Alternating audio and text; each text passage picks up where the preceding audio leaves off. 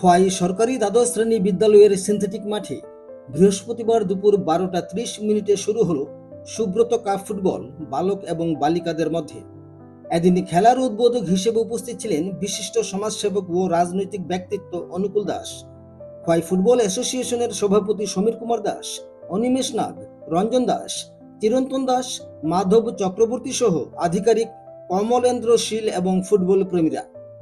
উক্ত ফুটবল খেলাকে কেন্দ্র করে ব্যাপক উৎসাহ উদ্দীপনা ছড়িয়েছে। খোয়াই থেকে প্রদীপ ঘোষের রিপোর্ট, ত্রিপুরা পাইওনিয়ার।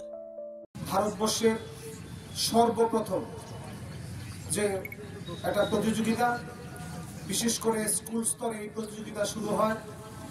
আমরাও এই প্রতিযোগিতায় অংশগ্রহণ করেছি এবং এটাই প্রথম প্ল্যাটফর্ম যারা ফুটবলকে ভালোবাসে, ফুটবল খেলতে চায়, জাতীয় মানের খেলায় অংশগ্রহণ করার জন্য। এবার প্রথমেই আমরা খেলোয়াড়দেরকে বসে পড়ার জন্য আমরা বলছি, তোমরা বসে পড়ো।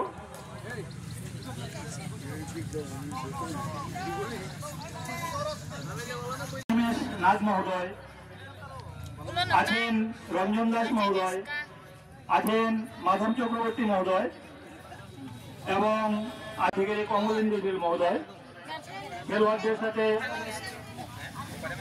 খেলোয়াড়দের সাথে করমর্দনের মাধ্যমে পরিচিত হচ্ছেন আজকের অতিথিরা। আমরা সবাইকে করতালি।